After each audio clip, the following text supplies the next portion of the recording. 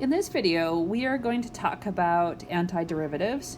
This will start the foundation of integration. So the way that we're going to define our derivative, which is going to be slightly different than what we've seen before, is that we're going to define our derivative in terms of a larger function f. So f with capital F of x is our original function. And then when we take the derivative of that, we get the smaller case f of x. And the reason we're going to do that is because we are going to, like I said, start the foundations of the integration. So f prime of x is little f of x. And so if we look at our function big F of x is equal to x plus 1, then f prime of x would be would be 1. But if I have big f of x was, say, equal to x plus 2, then f prime would also give me 1. So what we know is that if I tell you that my derivative f of x is equal to 1, then I have a multitude of functions at big F of x, which could be some x plus some constant, and they're all going to be running parallel. In this case, they're parallel because they're lines, but they're all going to be running parallel, and they're all going to have the same derivative. So when we are given the derivative, little f, remember we're talking about this is the derivative, which is f, big F prime of x, that each one of these derivatives, when I go backwards and find the function, the big F as the function, then they're all going to be just separated by some constant. So here's our first theorem. It's theorem 4.14. So if f is the antiderivative, in other words, it's the function we started out with, of the f over the interval I, then each one is going to be separated by a difference of a constant. So if they're asking us to find the antiderivative, they're asking us to find the original function that produced this as the answer. So let's take a look at this each term individually. Now I'm going to start with this term first because it's a little bit more straightforward. That if I were to do the derivative dx of something, I need to end up with x. Well, I know that what I had to have had to get the derivative of something to be x, that means I must have started out with an x squared because I am 1 degree less. When I do derivatives, I use the power rule that says I'm going to have 1 degree less. Well, if I do the derivative of dx of x squared, I'm going to get 2x. But I don't have a 2 right here. So I have to adjust for the fact that there's not a 2 as a multiplier when I take the derivative. So if I think about dx is equal to x, then if I go backwards, then what I must have had is I must have had 1 power higher. Okay, well, so that's 1 plus 1 is what I had to have had 1 power higher. And I know that my coefficient should have been 2, or in other words, my coefficient should have been 1 plus 1. And so I divide by that power because I have a coefficient of 1 instead of 2. And so this portion, just the x term, I must have started out with x squared divided by 2. Let's take a look now at the first term. And you notice I kind of ignored the first term. I'm going to get there, but the second term was actually easier to get the antiderivative. Now, when I'm talking about the first term, I'm going to rewrite the first term as x raised to the negative 2. And I'm going to use the same kind of logic that I did with the x term, is that I do dx of something has to equal x raised to the negative 2. Well, if I add 1 to this, then what I must have started out with before I took the derivative is x raised to the negative 1. But notice my coefficient, because I'm going backwards, my coefficient when I do the derivative of, let's do the derivative, dx of x raised to the negative 1, should have been negative 1, bringing the power down, x raised to the negative 2. So I'm missing this coefficient. So the way that I adjust for the coefficient is I divide by the coefficient that is missing. So if this is my derivative, let me just kind of clean this up a little bit. If my derivative, when I get done, is 1 over x squared plus x, then what I must have started out with is negative x raised to the negative 1 plus 1/2 x raised to the 2. And then it's plus c, because we don't know what the constant is. We know that all of these are going to be off by a constant. The constant could be 0, but we don't know enough to say it's 0, so I always have to put the plus c. When you're doing your homework, make sure you use a capitalized C, and it should say that in the directions, because if you don't use a capitalized C, it may mark it incorrect. So let's just confirm that this is true. So let's do the f prime of x. So I do the derivative of each term individually, and I do negative 1 multiplied by negative 1, so I get positive x, and then I subtract a power on that 1, so I get negative 2. And then I'm going to do the plus, and then it's going to be 2 multiplied by 1/2, which gives me x, and then I drop it a power, so drop it a power, and I end up with 1. So I know that this is that. That means my answer must be this. So let me rewrite it so it's just a little bit cleaner. So I've just messed with it. So my answer for A is f squared, f of x with a capital F, is equal to negative x raised to the negative 1 plus 1/2 x squared plus c. And that is my final answer. Now the great thing about antiderivatives is I can always take the derivative to confirm I have the correct answer. Let's take a look at our next example here. We have f of x is equal to e to the x. Well, we're going to just do this from left to right on this one. We love e to the x because we know dx of e to the x is equal to e to the x. So that tells me that that part is still just e to the x. Let's take a look at the next one. dx of something is going to give me negative 3x squared. So going backwards, I'm going to add a power to the 2. So that must mean I had to have been at 3. And then that power should have been out front when I do the derivative, and it is. And so I know that this ddx of negative x to the third, when I do the derivative, gives me the negative 3x squared. So this term, the derivative, when I take the derivative of it, I get negative 3x squared. That means I must have started out with negative x cubed. My last one is if I do dx of something, I need to get sine x. Well, to have gotten sine x as the derivative, I know the derivative of cosine is negative sine, so I must have started out with a negative cosine of x. So that should be negative cosine of x.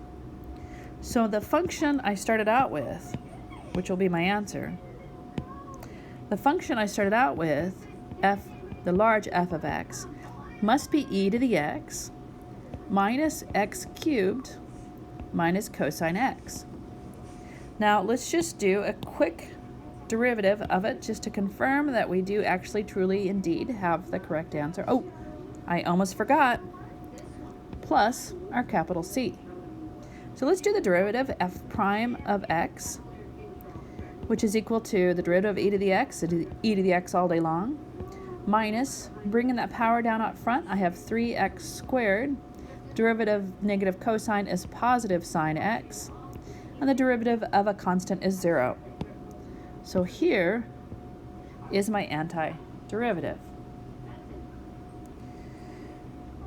There's a much better way to ask for the antiderivative, and the much better way to ask for the antiderivative is using the integral. So we call these indefinite integrals, which means that I don't have what you sometimes see are these numbers on the top and the bottom of the integral. So I have an indefinite integral, which means that every time I do the integration, I'm going to put plus c because I don't have enough information about what my constant is. So here is a definition of what an indefinite integral is of f. This is how we note it. And this is why we use the small f of x to show that we have the derivative instead of like f prime. You could use f prime of x, the integration of f prime of x dx, but that gets kind of muddy, so it's better to think about this in terms of the little f being the derivative and big F being the function that you started out with. This then gives us our first rule, which is the power rule for integrals. X raised to the n dx is equal to x raised to one power more over that power plus 1, and then don't forget the plus c. So here's some other things that we pick up. The derivative, if we have d dx of kx, then it's just the constant. So if I'm asked to integrate a constant, it's just going to be the constant times x, and then don't forget the plus c. We love e to the x, so the derivative of e to the x is e to the x. So if we're asked to integrate e to the x, it's just e to the x plus c. Now our theorem up above, 4.15, says, oh look, notice we can't have our n equal to -1. Because if we have 1 over x, we know that the derivative of the natural log of the absolute value of x is 1 over x. So whenever I see the integration of 1 over x, that means what I must have started out with is the natural log of the absolute value of x plus c. So I use the power rule for everything but n is equal to -1. So whenever I see the integral from the integral of 1 over x plus, say, 3x squared dx, then I know that this term is going to give me the natural log of the absolute value of x. But on the second term, I can use just the power rule for integrals, which means this is going to be x cubed plus c, that looks like an e, plus c, which is my big F of x. All right. We also have some more. Notice that these are derivatives of sine. If I have the derivative of sine of some multiplier times x, I need to have that multiplier, the cosine of ax. And the same is true for all of these. So all we're doing on the derivative is showing you that if I have the integral of cosine ax, then I must have started out with 1 over a, the sine of ax, and then don't forget the plus c. We also get the derivative of e raised to some multiplier of x gives me a e raised to the ax. So if I have the derivative of e raised to some multiplier times x, don't forget I have to adjust for that multiplier on x, and don't forget the plus c. We also see certain patterns when you see dx over the square root of a squared minus x, then I must have started out with a sine inverse of x over a plus c. We have some more properties here, and the properties are stuff I've already been doing, which allows me to break apart each term in the integration so that I can do the integration individually. I also have this multiple k. So if I see the integral of, say, 1 over x, then actually what you would have seen it as, let me just rewrite it in the way that you normally would see this, is normally you would have seen this as the integral of 5 over x dx. Now this 5 is just a multiplier, so I'm going to bring that multiplier out front. And so I can rewrite this as 5 multiplied by 1 over x dx, which is just equal to 5, the natural log of the absolute value of x, plus c. All right, so let's do some integrations. And sometimes it's better to see if you can simplify, such as b, before you actually integrate. On A, I see this as a constant, and if I go back up to my rules, I'm just going to scroll up here really fast to my rules, and it's actually this first rule that I have. So if I'm asked to integrate some constant, such as A, then this is just going to be equal to negative 1 times x plus c, or you could just write it as negative x plus c.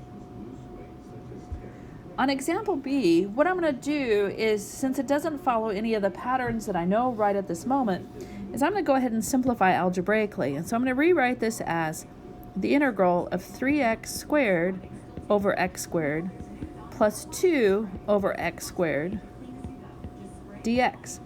I'm using this algebra rule that says if I have a plus b over c, I can write this as a over c plus b over c.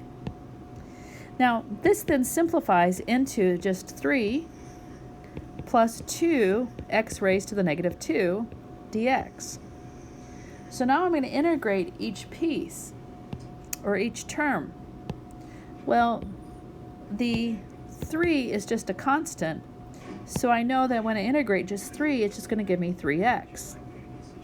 And then I'm going to just use the power rule that says when I integrate the x raised to the negative 2, that means I must have had to start out with a plus 1 as a power. So plus 2 x raised to the negative 1, and then I need to divide by that negative 1 plus c. So my answer is 3x minus 2 over x plus c, and that's my final answer. On C, I have the integral of secant tangent x plus 4x. So secant tangent, I know if I see secant x tangent x, then I must have started out with secant.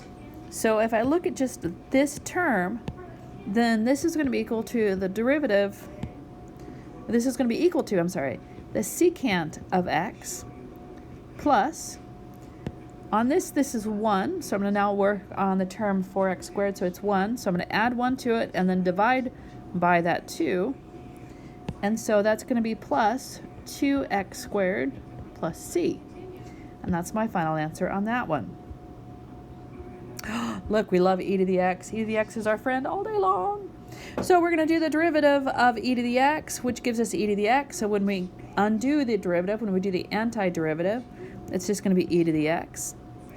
This one has a multiplier of negative 1, so I have to adjust that by saying I have plus e raised to the negative x divided by that multiplier of negative 1 plus c. So in other words, I have e to the x minus e raised to the negative x plus c. E is just some polynomial and some non-polynomial, but I get to use the power rule, which means I'm going to add 1 here and divide by that number, so negative 1. I'm going to add 1 here and divide by that number, so divided by 3. And then this is just a constant, so I know that's going to be x. So this is going to be equal to negative 3u raised to the negative 1 minus 4/3 u raised to the third plus u plus c. Now you notice I kind of switched it up and used a different variable, and that's totally fine because it's in respect to du, just like this one is in respect to dv. Let's look at f. Now f kind of looks like it might be the tangent, so let's go up and look at what the tangent is. It's going all the way back up here, and the tangent is right here. That if I see dx and I have x squared plus a squared, well, that means it's going to be 1 over the tangent inverse of a divided, or x divided by a plus c. That kind of looks like what we have. Let's see if we can manipulate it so it looks like exactly what we have. Well, because of the fact we have 3, it's kind of a constant. In fact, it is a constant. So let's pull that out front. So let's rewrite this as 3, the integral of 1 over 4 plus v squared dv. Now, this looks awfully like that formula. Now, remember that formula, it was if I have the integral of dx over x squared plus a squared, then this is going to be equal to 1 over a, the tangent inverse of x over a plus c. So if I were to just switch the positions, since they're both plus, it's not going to change anything. So I have 3, the integral of 1 over v squared plus 4 dv. Now it looks exactly like that integral that I have right here, except for I've got v's and I got a 3 out front. So I know that this is going to be equal to 3. Well, if this is a squared, a must be 2. So 3 over 2, the tangent inverse of x over 2 plus c. And that's my answer. Okay, so this kind of gives us an introduction to differential equations, which is a different class altogether, but it does kind of start us out down the road of differential equations, which means I have some function that I started out with, and when I put in an a b comes out, when I put in an x, a y comes out, and this gives us what we call the initial condition, and it allows us to be able to determine what that constant was. So if I start out with f prime of t is equal to secant squared, that means my big F would have been equal to the integral of secant squared of t dt, I say dx, and dt.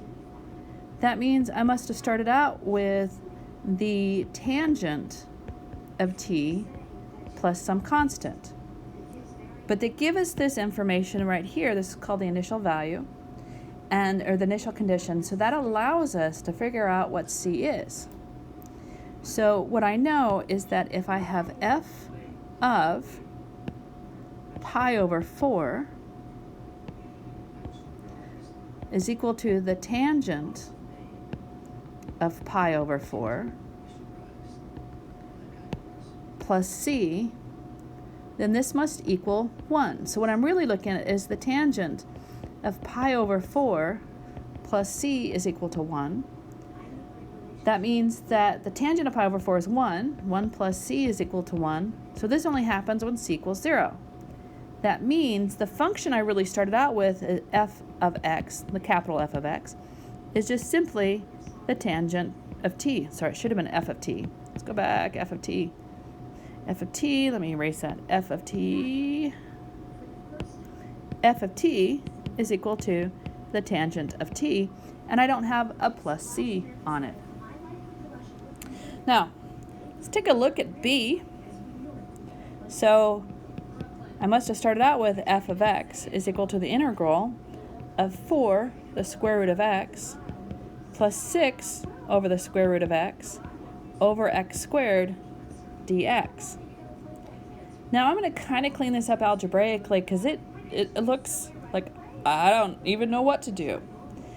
What I'm going to do is I'm going to multiply everything by that square root of x.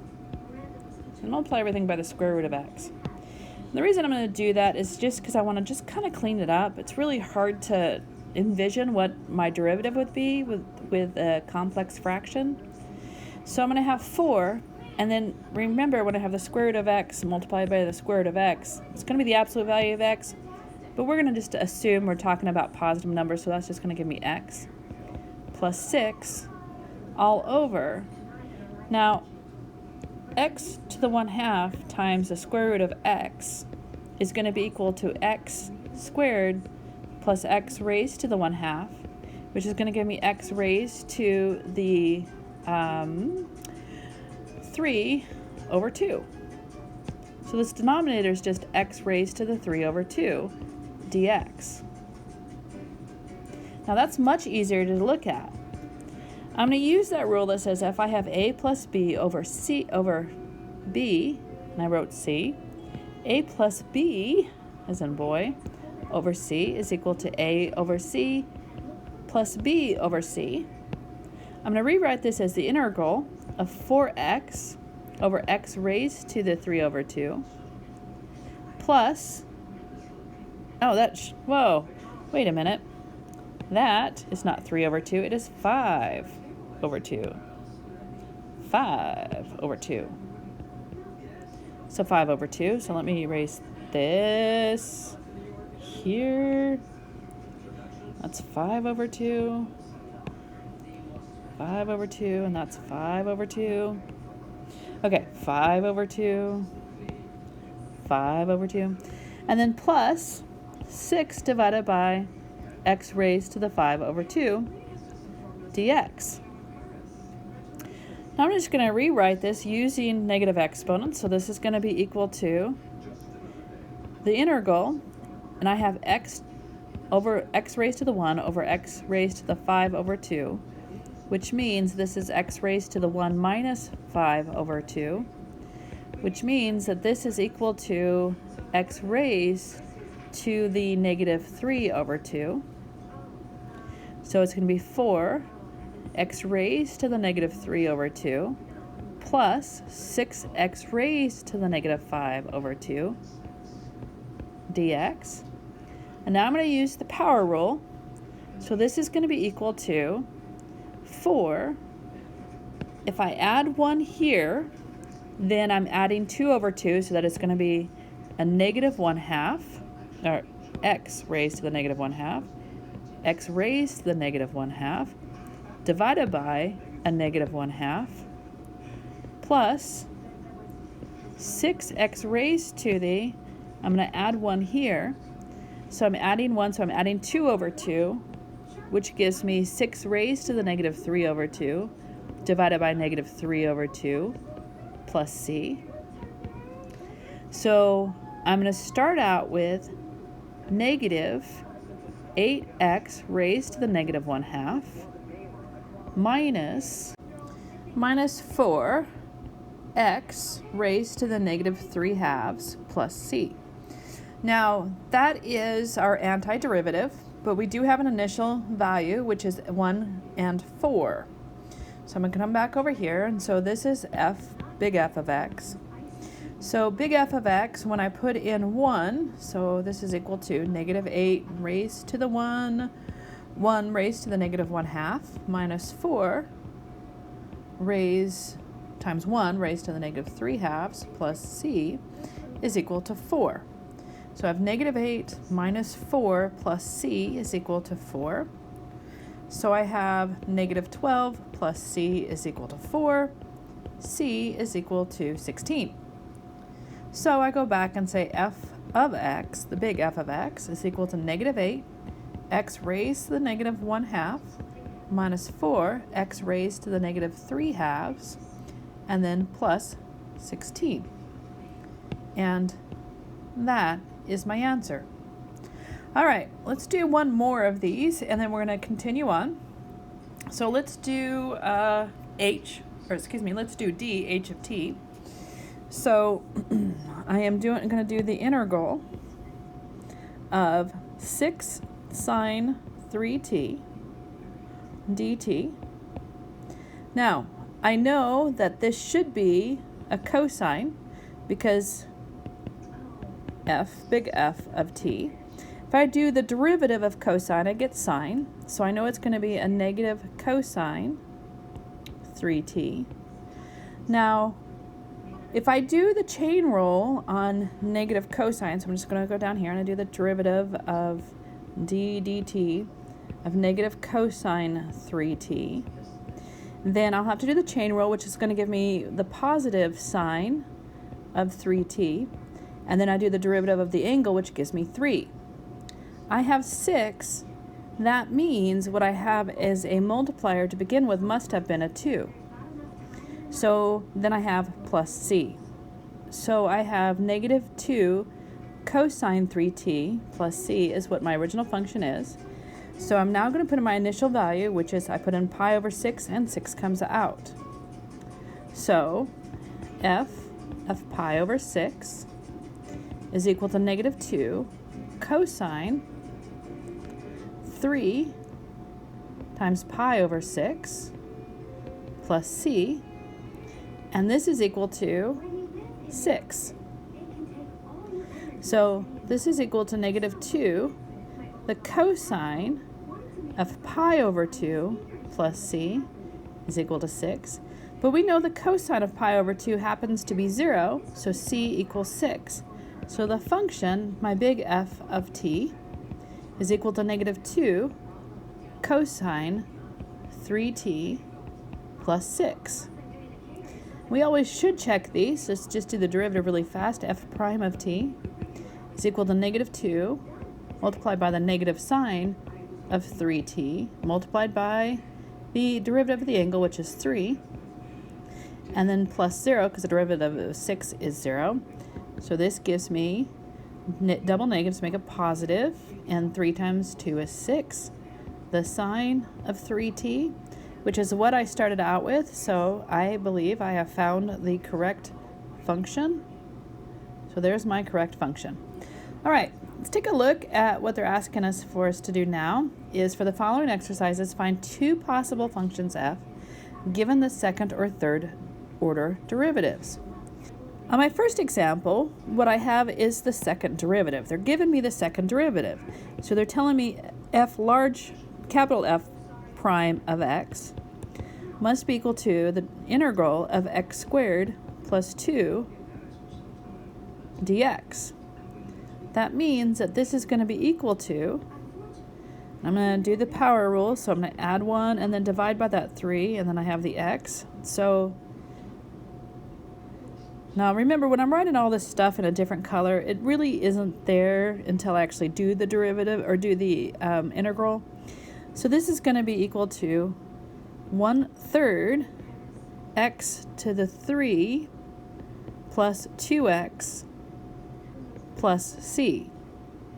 Now this is equal to the first derivative.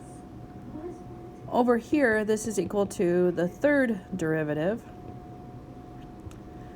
So I'm now going to have to integrate again. So I'm going to integrate, so big F of t, which is equal to 1/3 x raised to the 3 plus 2x plus c dx, which is going to be equal to, I'm going to use my power rule, I'm going to add 1 here and divide by that 4, and I'm going to add 1 here and divide by that 2, and then I'm going to add the c. Now remember, all that green is not really there, it's just I'm using that for when I do my integration. So it's going to be 1/3 multiplied by x raised to the 4th divided by 4 plus x squared plus cx plus some constant. We're going to call this c sub 1, and then some constant c sub 2. So this is equal to x to the 4th over 12 plus x squared plus c sub 1x plus c sub 2. So this is one possible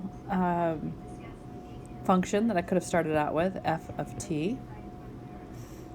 Now, because of the fact that it is a constant, and I don't know why I keep writing t, it should be x. Let me write this as x.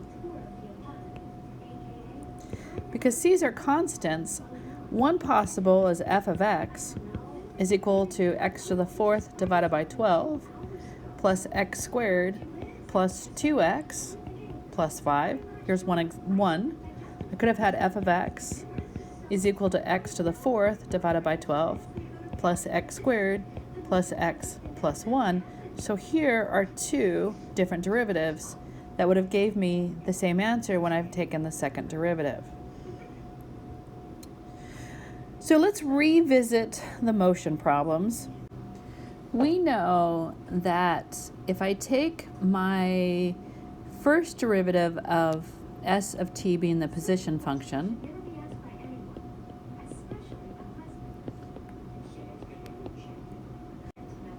And we know that s prime of t is equal to the velocity function at t. The s double prime of t, which is the derivative of the velocity, is equal to the acceleration function. So as we read through this first example, we know it's decelerating at a constant rate of. So that is s double prime, or in other words, the acceleration.